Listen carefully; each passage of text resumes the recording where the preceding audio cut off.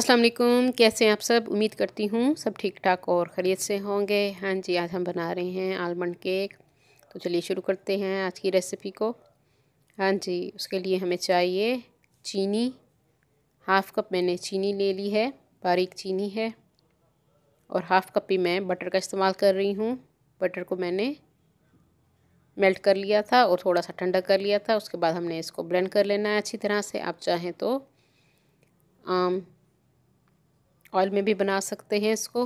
मैं बटर में बना रही हूँ, घर का बना हुआ बटर था उसमें हमने इसको ब्लेंड कर लिया है। अब हम इसमें डालेंगे अंडे। 3 अंडों का इस्तेमाल कर रही हूँ मैं। रूम टेम्परेचर पे आपके अंडे होने चाहिए, फ्रिज वाले इस्तेमाल ना कीजिए। हाँ जी, उसको भी हमने ब्लेंड कर लिया है।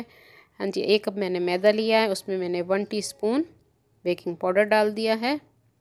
और साथ ही हम इसमें डालेंगे 1/4 टीस्पून बेकिंग सोडा। और साथ ही मैं इसमें डालूँगी 1 चुटकी के करीब नमक। सिंपल नमक हम इसमें डालेंगे 1 चुटकी। हाँ जी, मैदे को छान के इस्तेमाल किया कीजिए। इसको मैंने पहले छान लिया था। इन सब चीज़ों को जो हमने ड्राई डाले हैं इनको हम मिक्स कर लेंगे। और जो बैटर हमने तैयार किया है उसमें हम आराम आराम से डालते जाएंगे और मिक्स करते जाएंगे ताकि इसकी लम्स ना बने। अच्छी तरह से आपने इसको चम्मच से मिक्स कर लेना है बैटर को। मैदा साथ साथ हम डालते जाएंगे थोड़ा थोड़ा करके। 3 हिस्सों में डिवाइड करके मैंने मैदा डाला है इसमें। और अच्छी तरह से हम इसको मिक्स कर देंगे। इस तरह से क्रीमी फॉर्म में हमारा मिक्सचर तैयार हो चुका है। और मैंने इसमें 1 टीस्पून वनीला एसेंस का भी डाल दिया है। और हम इसमें डाल रहे हैं दूध। रूम टेम्परेचर पे दूध है, 1/4 कप दूध का मैं डाल रही हूँ। सिंपल गाय का दूध घर में जो होता है वो मैंने इसमें डाल दिया और अच्छी तरह से हमने इसको मिक्स कर दिया है। हाँ जी, 1.5 से 2 टेबलस्पून के करीब मैंने पिसे हुए बादाम इसमें डाल दिए हैं।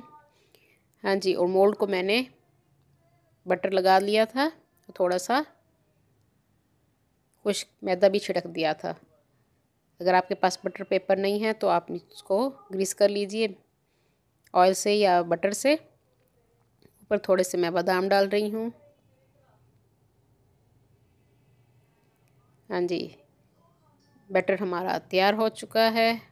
जो लोग न्यू हैं मेरे चैनल पे वो जल्दी से मेरे चैनल को सब्सक्राइब कर लें। मेरी वीडियो को लाइक और शेयर भी ज़रूर कर दिया कीजिए अपने फ्रेंड्स एंड फैमिली में। और साथ बेल आइकन को भी प्रेस कीजिए ताकि हर आने वाली न्यू वीडियो का नोटिफिकेशन आप सबको मिल सके।